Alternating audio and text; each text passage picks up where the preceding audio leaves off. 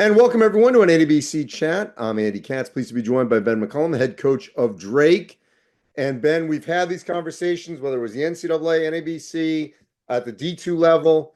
You're a Hall of Fame D2 coach, but you're a Hall of Fame coach.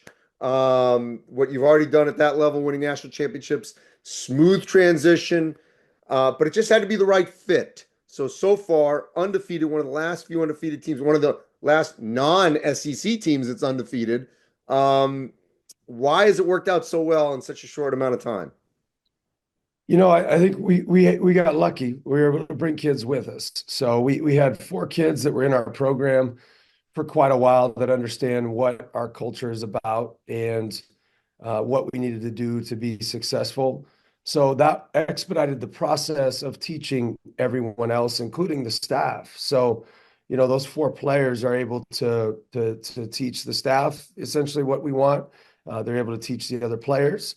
And so they've allowed our talent to shine a lot quicker than what normally would have been. So again, we're very lucky to have kids that have won at this level because they know what it takes, not at this level, but they know what it takes to win. They know what it takes to compete. They know what daily habits look like. And then, when you have other talented players that started at the Division I level that learn from that, it's really helpful.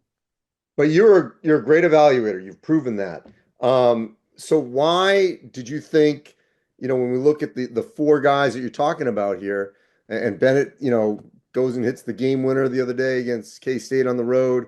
Why did you believe that those guys from D2 could step right in and beat ACC, SEC, Big 12 teams, and leading this Drake team so far to an undefeated season? Yeah, Bennett early on when he was a freshman, I realized that he was probably a mid to high major kid naturally. And we've had a lot of those at Northwest where we have kids that probably belong at a different level, but they don't pass the eye test, or it might be just that they fit in our program better than others. With Isaiah Jackson, I've always felt like he can guard at any level, Power Five or wherever it is, and I've always felt that way. And then Daniel really just came on at the end, and Mitch, he's 48% shooter. So shooters always translate. I think more importantly, the reason they came though was specific to the culture piece of it.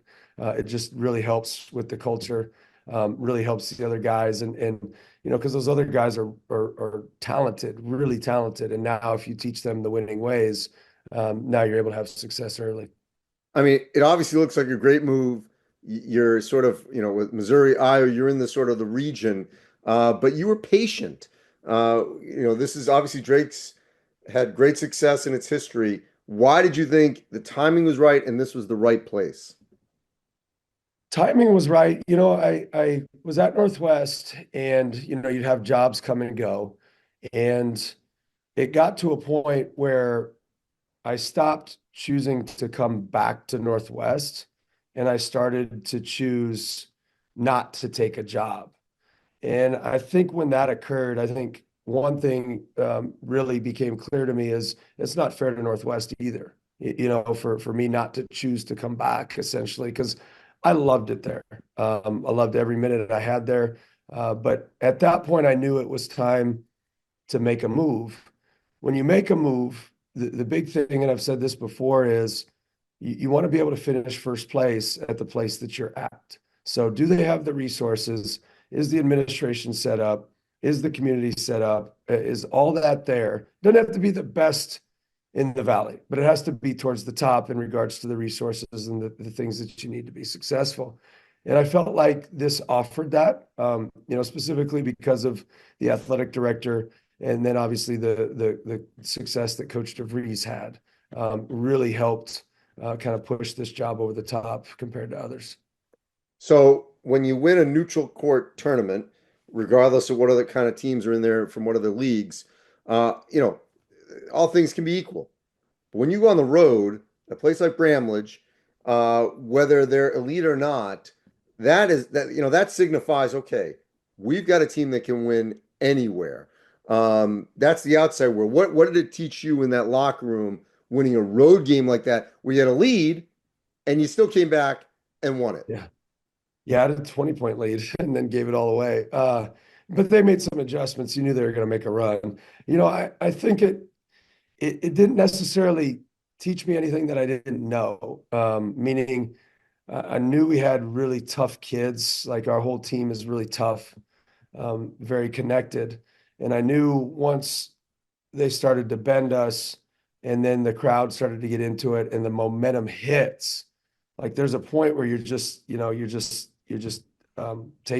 the onslaught of what they give you, and there's a point where it's either bend and keep bending and then start to slowly push back, or you bend and then you break.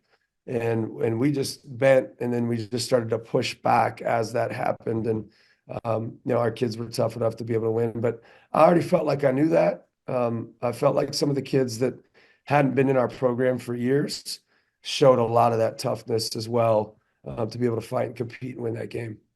So we'll talk throughout the course of the season. I'm just wondering one last macro question for you.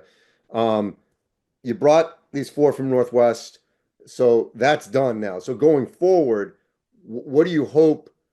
Like, how do you hope to sort of restock this program on a regular basis?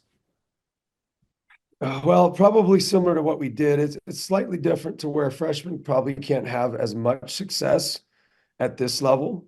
So you really have to identify the intangible talent piece of that is mature enough to be able to play right away. Because I do like, 3, 4, 5 year kids. And I think that's what we have the most success with is developing kids.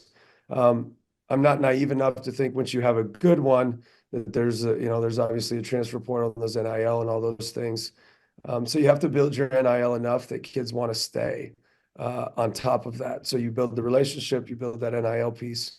But from a recruiting perspective, it'll be still a considerable amount of high school, and then sprinkle in 2, 3, 4 transfers probably each year. You're going to have to that have the right mental makeup. I've found that over the years, I have to have kids with the right intangible talent, or it just doesn't work. And so really have to work at that and be ahead of things from the transfer portal perspective and from the high school perspective. One last thing, I don't want to get too far ahead, but there's a chance that you could go into the new year as one of the last. I mean, you're down to four, or you could be the last undefeated team, could be ranked when we turn the calendar. And so that pressure will start to come, like, and the attention. You say this is an experienced group, they're tough. How ready are they to have that bullseye on their back if that attention comes in the next couple weeks? Yeah, I think there's two parts to that. So the bullseye piece of it is, and we've started to see it, we're taking everybody's best shot. We've done that for years and years and years. And sometimes I think that's a good thing because it does make you better. I think when you get scared of that, like, man, I hope these guys have an off night so we can beat them. I think that's a weak mentality to have. We want you to have your best night against us every time. And that's the mentality you have to go with when you go into these games. The second part of that is, and we just talked to our guys about that today, and Billy Donovan uses a lot, where when you drink poison, it eats you from the inside out. And so if you listen too much to the noise, whether it's, hey, you're so successful, you're so good, or maybe it's a kid that doesn't do as much on the floor, or he doesn't shoot as much as he would like, and it's like, hey, you need to be doing these things. It's like, well, when we were in the middle of the summer, there wasn't that kind of attention, right? You didn't want to coach that kid then, or the agents that show up, and it's like, well, hey, how come there was no agents on these kids at that point? And so you just have to remind them where it all started, and make sure that they don't drink the poison, because that can contaminate you very, very quickly. And just value what's in that gym, value what's in that locker room, and stick to that, because that's what got you to this point anyway. Well, Ben, off to a great start. No shock there. Look forward to charting how this all goes over the next month or so. Awesome. Thank you, sir. Thanks for having me. Thanks, Ben.